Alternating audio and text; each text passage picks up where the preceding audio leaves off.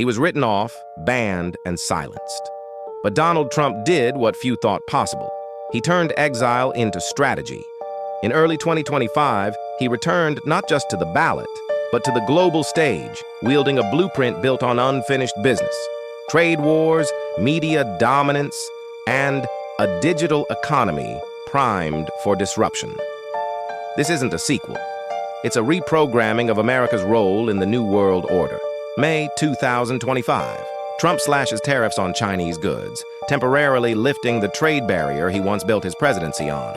Behind closed doors, a different negotiation unfolds. China's tech, America's influence, and a shared stake in post-dollar commerce. It's no longer about winning.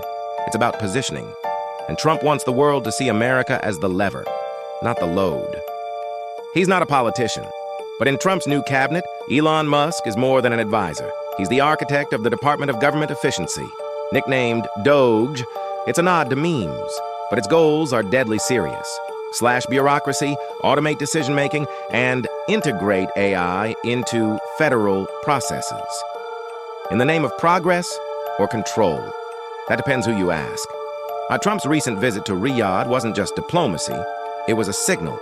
A $600 billion deal spanning energy, rare earths, and encrypted trade routes. In a world moving off oil and onto data, the handshake between Trump and Crown Prince MBS wasn't about barrels. It was about bandwidth. And behind them, quiet talks of a joint U.S.-Saudi crypto pipeline. In Trump's second term, Bitcoin isn't just tolerated, it's co-opted. Rumors swirl of a patriot dollar, a stablecoin backed by American infrastructure, not just the Fed. Trump frames it as a digital weapon against inflation, Chinese e-currency, and globalist banking control. But critics warn, programmable money in political hands changes the meaning of freedom.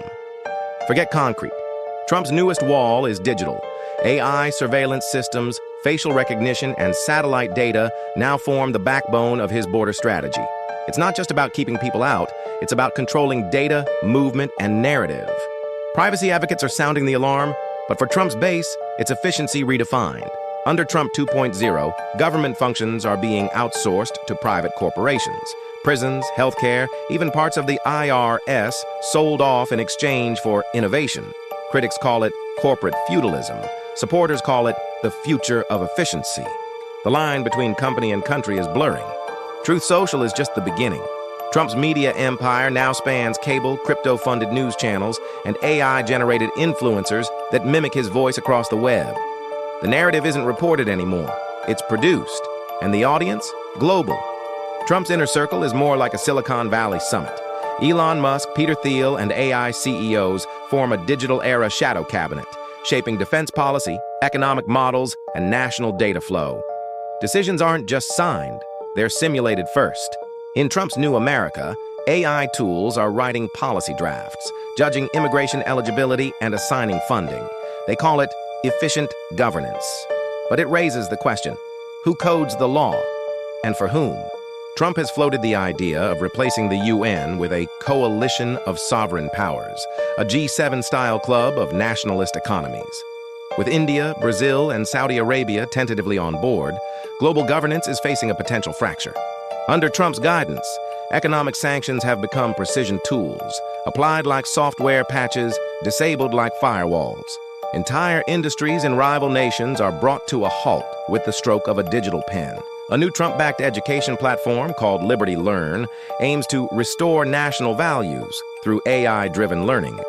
It blends history, economics, and ideology into one streamlined interface, one that critics say teaches loyalty over literacy. While criticizing China's social credit system, Trump's government experiments with its own version, a loyalty score based on voting history, tax compliance, and online behavior. Access to loans, travel, and benefits now depends on which algorithm approves you. In this new system of calculated chaos, we're forced to ask, is this control disguised as freedom or the next stage of sovereignty? Trump's second reign isn't just political, it's structural. And whether it's temporary or transformational depends on what we do next. Power isn't always loud. It's coded, calculated, and quiet. If you felt something shift in this episode, share it. Follow us on YouTube, TikTok, Instagram, and X. The story continues. So should your curiosity.